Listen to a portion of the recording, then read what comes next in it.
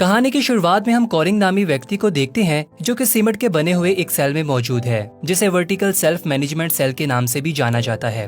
Concrete से बनी हुई दीवार के ऊपर नंबर 48 यानी 48 लिखा होता है। सेल में एक और बूढ़ा व्यक्ति भी मौजूद है जिसका नाम त्रिमागासी होता है। कोरिंग नीचे देखता है और देखकर हैरान रह जाता है कि इस सेल में नीचे तक बहुत बड़ा होल है और नीचे बेशुमार सेल्स नजर आ रहे हैं।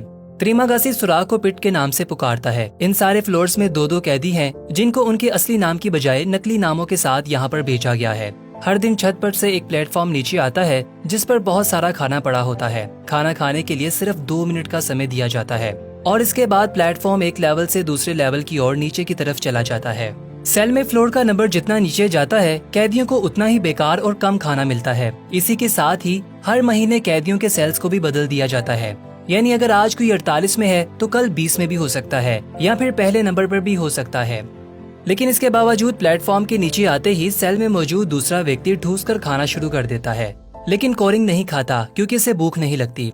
खाना खाने के बाद त्रिमागासी खाने पर थूक देता है। इस पर कोरिंग पूछता है कि तुम ऐसे क्यों कर रहे हो। त्रिमागासी बताता है, क्या हमसे ऊपर वाले और हमसे नीचे वाले भी शायद ऐसा ही करेंगे, इसीलिए मैं भी ऐसा ही करता हूँ। 2 मिनट गुजरने के बाद प्लेटफॉर्म नीचे जाने लगता है। तभी कोरिंग बाद में खाने के लिए एक सेब उठा लेता है। सेब के उठाते ही सेल का टेम्परेचर बढ़ने लगता है और सेब वापस फेंकते ही टेम्परेचर वापस नॉर्मल हो जाता है। यानी सेल से खाना चुराना और बाद के लिए रखना इनके लिए घातक साबित हो सकता है।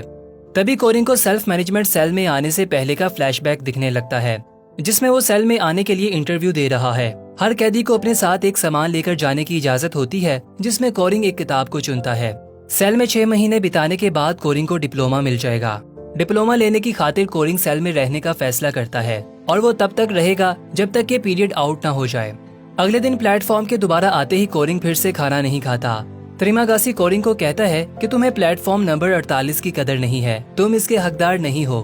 कोरिंग त्रिमागासी से यहाँ पर आने की वजह पूछता है, जिस पर त्रिमागासी इसे अपनी कहानी सुनाता है कि एक दफा इसने टीवी पर एक नाइफ की एड देखी थी जो कि बहुत ही कमाल की थी।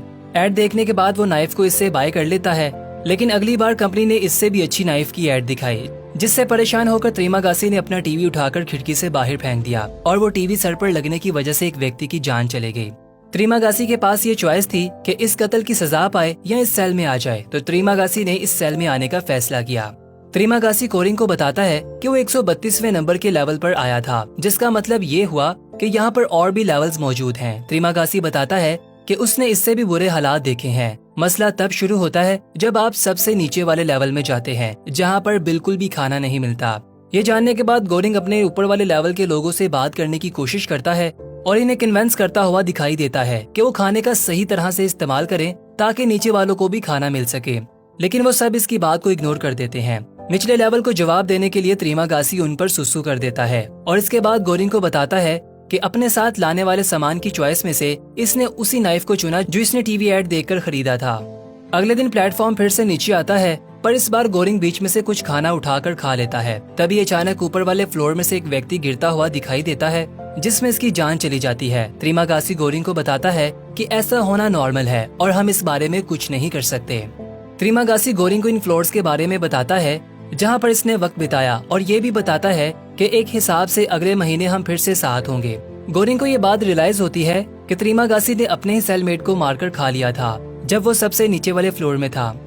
फिर अगली बार प्लेटफॉर्म के नीचे आते ही हम देखते हैं कि प्लेटफॉर्म के ऊपर एक महिला बैठी है जिसका नाम मिहारू है।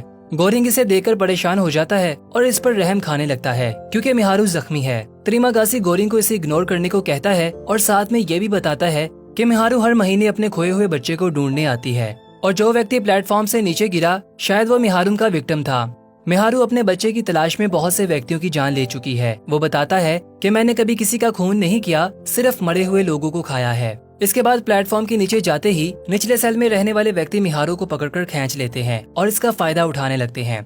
कोरिंग ये देखकर चिल्लाता है, लेकिन तभी वो हैरान रह जाता है कि मिहारू इन व्यक्तियों की जान ले लेती है और फिर प्लेटफॉर्म निचले सेल में चला जाता है। 1 महीना गुजर जाने के बाद सेल में मौजूद सभी व्यक्तियों को नींद लाने वाली गैस की मदद से फिर से सुला दिया जाता है। आंख खुलने पर कोरिंग खुद को बेड पर बंधा हुआ देखता है और इस समय त्रिमागासी के साथ प्लेटफॉर्म नंबर 171 पर है। त्रिमागासी से बताता है कि तुम यंग हो और ताकतवर हो और खुद की हिफाजत के लिए इसने इसे बांध रखा है। बाकी कैदियों की आंख खुलते ही सेल की ऊपर और नीचे से हर तरफ से चीखने चिल्लाने की आवाजें सुनाई देती हैं। क्योंकि सभी लोग निचले लेवल पर आने के कारण निराश थे। तभी प्लेटफॉर्म नीचे आता है जिस पर खाने का एक टुकड़ा भी बाकी नहीं बचा होता। 8 दिन गुजरने के बाद त्रिमागासी ये फैसला करता है कि वो अब अपनी भूख मिटाएगा। त्रिमागासी गोरिंग की रान से गोश्त का टुकड़ा काटकर इसे खाने लगता है। तभी प्लेटफॉर्म नीचे आता है जिस पर मिहारू बैठी होती है। मिहारू ये देखकर त्रिमागासी पर उसी की नाइफ से हमला कर देती है, जिससे त्रिमागासी जख्मी हो जाता है। मिहारू गोरिंग को आजाद कर देती है। आजाद होते ही गोरिंग उसी की छुरी से उसी पर वार करके त्रिमागासी की जान ले लेता है। ऐसा करते ही गोरिंग कमजोरी की वजह से बेहोश हो जाता है। तभी इसकी आंख खुलती है और वो खुद को बेड पर लेटा हुआ देखता है। गोरिंग देखता है कि मिहारू ने बेडशीट की मदद से इसकी टांग पर पट्टी कर रखी है और मिहारू त्रिमागासी का गोश्त खाने में लगी है। मिहारू गोश्त का एक टुकड़ा लाकर बीमार और कमजोर गोरिंग के पास लाती है। अपनी कमजोरी को दूर करने के लिए गोरिंग के पास इस गोश्त को खाने के सिवा और कोई चारा नहीं होता। गोरिंग गोश्त को चबाता है। मिहारू गोरिंग को पानी भी लाकर देती है और इसके बाद प्लेटफॉर्म पर बैठकर नीचे की ओर चले जाती है। दिन गुजरने के बाद हम देखते हैं कि त्रिमागासी की बॉडी गलने सड़ने लगी है और इसमें कीड़े पड़ने लगते हैं और कोरिंग इन्हीं कीड़ों को खाकर अपनी भूख मिटाने की कोशिश करता हुआ दिखाई देता है। कोरिंग को हेलुसिनेशन होने लगते हैं जिसमें त्रिमागासी कोरिंग से बातें करता हुआ दिखाई देता है कि इसने इसकी लाश को खाकर बहुत बुरा किया। 1 महीना पूरा होते ही सेल में फिर से गैस बनने लगती है। बेहोश होने से पहले कोरिंग अपने ऊपर एक महिला को देखता है जो कि इसका चेहरा चाट रही है, पर आंख खुलते ही इसे रियलाइज होता है कि वो महिला नहीं बल्कि कुत्ता है। होश में आते ही कोरिंग अपनी नई सेलमेट को देखकर हैरान हो जाता है, जो और कोई नहीं बल्कि वही महिला होती है जिसने सेल में एंटर होने से पहले इसका इंटरव्यू लिया था, जिसका नाम इमोगोरी है। इमोगोरी अपने साथ लाने वाले आइटम के तौर पर अपने कुत्ते को चुना और इस समय वो दोनों प्लेटफॉर्म नंबर 33 पर हैं, जो कि एक अच्छी खबर है। यानी प्लेट नंबर 1 से वो जितना करीब होंगे उतना ही बेहतर खाना मिलने के इम्कान होते हैं। इमोगोरी कोरिंग को बताती है कि इसने इसी की तरह वॉलंटियर किया और यहाँ सेल में आ गई, लेकिन वो लोगों की हत्या के बारे में कुछ नहीं जानती थी। साथ ही वो कोरिंग को ये भी बताती है कि इसके अंदाजे के मुताबिक शायद यहाँ पर 200 के करीब लेवल्स हैं। गोरिंग एमिगोरी को बताता है कि यहाँ पर खाने की किल्लत है, जिस पर एमोगोरी बताती है कि खाना सभी के लिए बराबर भेजा जाता है, शर्त ये है कि सिर्फ वही खाना खाया जाए जो आपका फेवरेट है। गोरिंग को एमोगोरी का ये आइडिया बहुत ही फजूल लगता है। गोरिंग एमोगोरी से कहता है कि एक छोटे बच्चे को सजा देकर और इसकी जान लेकर इस मैनेजमेंट को क्या मिलेगा, जिस पर एमोगोरी बताती है कि ऐसा हरगिज नहीं हो सकता, क्योंकि 16 साल से कम उम्र के बच्चों को सेल में बंद करना कंपनी की पॉलिसी के खिलाफ है। तभी प्लेटफॉर्म नीचे आ जाता है और एमोगोरी खाना खाकर और अपने कुत्ते को खिलाकर खाने की 2 प्लेट्स तैयार करती है और जैसे ही प्लेटफॉर्म नीचे जाता है तो नीचे वाले कैदियों से कहती है कि ऐसे ही खाने की 2 प्लेट्स और तैयार करें और इस मैसेज को नीचे तक पहुंचाए, लेकिन एमोगोरी की बात को ये इग्नोर कर देते हैं। कोरिंग बताता है कि शायद कंपनी भाईचारा नहीं चाहती, जिस पर एमोगोरी बताती है कि तुम कंपनी को कसूरवार समझते हो, लेकिन ऐसा बिल्कुल नहीं है। मैं इनके साथ काम करती रही हूँ और मुझे कभी भी कोई प्रॉब्लम नहीं रही। इसके बाद रोजाना एमोगोरी खाने की प्लेट्स बनाकर नीचे वाले लेवल के कैदियों से बातचीत करने की कोशिश करती है, लेकिन हमेशा की तरह इसकी बातों को इग्नोर कर दिया जाता है। 2 हफ्तों के बाद गोरिंग इन सब से तंग आ जाता है और नीचे वाले कैदियों को धमकी देता है कि अगर इन्होंने खाने को नहीं बचाया तो वो इनके खाने पर हर बार सुसु कर देगा, जिस पर इनको गंदगी बड़ा खाना खाना पड़ेगा। गोरिंग की यह धमकी काम आ जाती है और कैदी खाना बचाकर नीचे वाले कैदियों की तरफ भेजने की कोशिश करते हैं। तभी प्लेटफॉर्म नीचे आता है, जिस पर हम मिहारू को बेहोश पड़ा देखते हैं। गोरिंग और एमागोरी मिहारू को प्लेटफॉर्म से नीचे उतारकर इसकी देखभाल करने लगते हैं। तभी एमागोरी का कुत्ता खाने में से कुछ चुरा लेता है और अचानक सेल का टेम्परेचर ठंडा होने लगता है। गोरिंग कुत्ते से चुराए हुए खाने को वापस लेने की कोशिश करता है ताकि रूल्स टूटने न पाए।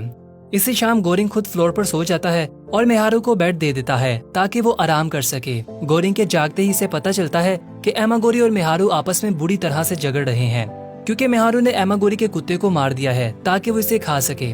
अगले दिन मिहारू सेल छोड़कर प्लेटफॉर्म पर चली जाती है। गोरिंग फिर से मिहारू के खोए हुए बच्चे के बारे में बात करता है, जिस पर एमागोरी उसे बताती है कि मिहारू एक एक्ट्रेस थी और यहाँ 10 महीने पहले आई थी, लेकिन 3 साल पहले इसे कैंसर हो गया था। ये जानकर के इसकी जिंदगी बहुत कम बची है, इसने यहाँ पर आने की ख्वाहिश की, लेकिन टाइम के साथ साथ इसने इन सब में दिलचस्पी लेना छोड़ दी और आज वो इस हाल में है। इसके बाद फ्लोर नंबर 33 के आखिरी दिन पर गोरिंग एमागोरी को कुछ खाने को कहता है, क्योंकि हो सकता है कि शायद इसके बाद ऐसा खाना नसीब ना हो, लेकिन काफी डिप्रेस होने के कारण एमागोरी खाना नहीं खाती। फिर हम देखते हैं कि गोरिंग नींद से जागता है और देखकर चौंक जाता है कि वो फ्लोर नंबर 102 पर है, जिसका मतलब ये है कि 200 से ज्यादा भी फ्लोर यहाँ पर मौजूद हैं। एमागोरी ये बात जानकर बेडशीट की मदद से खुदकुशी कर चुकी होती है। दिन गुजरने के साथ साथ गोरिंग की भूख बढ़ने लगती है। तभी गोरिंग को फिर से हेलुसिनेशन होने लगते हैं, जिसमें वो त्रिमागासी, एमागोरी और इसके कुत्ते को भी देखता है। त्रिमागासी गोरिंग को ये कहता हुआ दिखाई देता है कि क्या एमागोरी की बॉडी को भी वो इसी तरह खाएगा जैसे इसने इसे खाया था। गोरिंग इन चीजों से ध्यान हटाने के लिए खुद को बेड पर बांध लेता है और कभी किताब के सफ़े खाकर अपने पेट को भरने की कोशिश करता है, पर अपनी भूख पर कंट्रोल करने में नाकाम रहता है। और कुछ दिनों के बाद गोरिंग एमागोरी को खाने का फैसला करता है। फिर हम देखते हैं कि त्रिमागासी गोरिंग को बताता है कि कौन से पार्ट का गोश्त खाना है। कुछ समय के बाद गोरिंग ये जानकर हैरान हो जाता है कि वो फ्लोर नंबर 6 पर मौजूद है और इसके साथ ही इसकी सेलमेट मिहारू मौजूद है। लेकिन तभी मिहारू खंजर निकालकर गोरिंग को मारने लगती है। इतने में गोरिंग की आंख खुल जाती है। तभी वो जान जाता है कि ये सिर्फ एक सपना था। और इस बार गोरिंग के सेल में भारत नामी व्यक्ति मौजूद है, जो कि बहुत ही एक्साइटेड है क्योंकि इसके पास एक रस्सी है जो इसने आइटम के तौर पर चुनी थी। इसे लगता है कि वो इस रस्सी के द्वारा फ्लोर नंबर 1 पर चला जाएगा। भारत लेवल 5 के कैदियों को रस्सी पकड़कर इसे ऊपर खींचने को कहता है। लेवल 5 के कैदी इसे उल्टा पुल्टा बोलकर इसकी रस्सी को पकड़ लेते हैं और जैसे ही भारत लेवल पर चढ़ने लगता है और ऊपर वाले लेवल पर पहुंचने ही लगता है, इन कैदियों में से एक कैदी इसके मुंह पर पेशाब कर देता है, जिससे भारत के हाथ से रस्सी छूट जाती है। गोरिंग भारत को गिरने से बचा लेता है, लेकिन रस्सी नीचे गिर जाती है। इस हरकत के बाद भारत बहुत ही निराश दिखाई देता है। फिर हम देखते हैं कि प्लेटफॉर्म नीचे आता है। भारत और गोरिंग कुछ खाते हैं, साथ ही इनको लेवल 5 के कैदियों की मेकआउट करते हुए आवाज सुनाई देती है। फिर वक्त गुजरने के साथ साथ हम देखते हैं कि गोरिंग को फिर से हेलुसिनेशन होने लगते हैं, जहाँ पर फिर से त्रिमागासी से दिखाई देने लगता है और इसे शाबाशी देता है कि वो बहुत अच्छा कर रहा है और बताता है कि सेल में इसने अब सिर्फ 1 महीना और बिताना है। और एमागोरी से हिम्मत देती हुई बताती है कि हालात तब्दील करने के लिए आहिस्ता आहिस्ता प्रोग्रेस की तरफ जाना बहुत जरूरी है। इस सब के बाद गोरिंग ये प्लान बनाता है कि वो भारत के साथ मिलकर प्लेटफॉर्म पर चढ़कर नीचे जाएगा और बाकी लोगों तक खाना पहुंचाने की कोशिश करेगा। साथ ही जो कोई भी खाने को खराब करने की कोशिश करेगा, इसे हम ऐसा नहीं करने देंगे। भारत एक अंदाजे के मुताबिक बताता है कि शायद 200 लेवल्स के बाद 50 और लेवल्स होंगे। भारत और गोरिंग प्लान के लिए रेडी हो जाते हैं और अपने बेड को तोड़कर वेपन्स बना लेते हैं और प्लेटफॉर्म के ऊपर कूद जाते हैं। दोनों लेवल साथ में पहुंच जाते हैं, जहां पर दोनों ये फैसला करते हैं कि हम खाने को वेस्ट नहीं होने देंगे और जो कोई भी ज्यादा खाने की कोशिश करेगा उसे खाने से दूर रखेंगे। इन लोगों ने एक दिन पहले भी खाना खाया है, अगर एक दिन ना भी खाएंगे तो वो भूखे नहीं मर जाएंगे, इसीलिए हमें 250 लेवल तक खाना बचाना होगा। भारत ऐसा करने से इनकार कर देता है क्योंकि निचले लेवल पर वो लोग भी मौजूद हैं जिन्होंने भारत की मदद की थी। लेकिन एक बूढ़े आदमी की बदतमीजी की वजह से भारत बिल्कुल वैसा ही करता है जैसा इसे गोरिंग ने कहा था। दोनों मिलकर खाने की हिफाजत करते हैं और कैदियों को दूर रखते हैं। तभी वो एक ऐसे लेवल पर पहुंच जाते हैं जहां पर एक बुजुर्ग आदमी ब्रेंग बैंग मिलता है, जो काफी समझदार है और भारत उसे पहले से जानता है और उसकी रिस्पेक्ट भी करता है। ये दोनों बूढ़े आदमी को अपना प्लान बताते हैं, जिस पर वो बूढ़ा आदमी बताता है कि तुम्हारा ऐसा करने से कंपनी को कोई भी फायदा या नुकसान नहीं पहुंचेगा और ना ही ऐसा करने से इनको कोई फर्क पड़ेगा। फर्क पड़ेगा तो सिर्फ निचले लेवल वालों को, क्योंकि इनके तक सिर्फ गिना चुना खाना पहुंचता है। तो इसके लिए तुम इनके लिए ऐसा खाना चुनो जो सबसे स्पेशल हो। भारत और गोरिंग सबसे स्पेशल खाने को चुनते हैं, जो कि काफी महंगी डिश होती है और लेवल 0 के लोग इस डिश को देखकर बहुत खुश हो जाएंगे। फिर हम देखते हैं कि गोरिंग और भारत अपने मिशन को जारी रखते हैं और कैदियों से खाना बचाते हुए लेवल 50 तक ले आते हैं और लोगों में खाना बांटने लगते हैं। फिर दोनों लेवल 97 पर पहुंच जाते हैं, जहां पर एक बूढ़ा बीमार आदमी बिस्तर पर पड़ा है। गोरिंग इस आदमी को सूप पिलाता है। सेल में मौजूद दूसरा व्यक्ति, जो कि एक जहनी मरीज का लड़का है, गोरिंग और भारत को कहता है कि इसे सूप पिलाने का कोई फायदा नहीं है, क्योंकि जब ये मर जाएगा तो वैसे भी इसको मैं ही खा लूंगा। उसकी बात सुनकर फिर वो अगले लेवल के लिए निकलते हैं, जिस पर सिर्फ डेड बॉडीज पड़ी हैं, जिसे देखकर गोरिंग बताता है कि शायद ये वो जगह है जहाँ पर मिहारू जागी थी। गोरिंग देखकर हैरान हो जाता है कि 250 के बाद और भी लेवल्स हैं, यानी भारत का अंदाजा गलत था। कुछ खाली लेवल्स के बाद वो ऐसे लेवल पर पहुँचते हैं जहाँ पर मिहारू 2 व्यक्तियों पर हमला कर रही है। एक के पास तलवार और दूसरा बहुत ही बड़ा और अजीब सा दिखने वाला शख्स है। मिहारू को बचाने के लिए दोनों इस लेवल में कूद पड़ते हैं और इन दोनों आदमियों का मुकाबला करने लगते हैं। भारत तलवार वाले आदमी से भिड़ने लगता है, जिसके बाद दोनों मिलकर बड़े वाले व्यक्ति को भी मार गिराते हैं। लेकिन बहुत देर हो जाती है क्योंकि मिहारू काफी जख्मी हो जाती है और दम तोड़ देती है। गोरिंग ये देखकर बहुत दुखी हो जाता है और चिल्लाने लगता है, लेकिन भारत इसे पकड़कर वापस प्लेटफॉर्म पर ले आता है और वो अगले लेवल की तरफ सफर करते हैं। नीचे वाले लेवल के काफी ज्यादा फ्लोर्स पर काफी ज्यादा डेड बॉडीज दिखाई देती हैं, लेकिन ये दोनों जिंदा मिलने वाले लोगों को खाना बांट रहे हैं और आगे बढ़ रहे हैं। तभी प्लेटफॉर्म नंबर 333 आ जाता है, यानी 333, जिस पर पहुंचकर दोनों हैरान हो जाते हैं कि पहले तो इनको लगता था कि शायद ये लेवल खाली है, लेकिन वहाँ पर इन्हें वो मिसिंग बच्चा दिखाई देता है जिसका नाम माली है। दोनों जैसे ही प्लेटफॉर्म से उतरकर लेवल पर चढ़ते हैं, प्लेटफॉर्म फिर से नीचे जाने लगता है।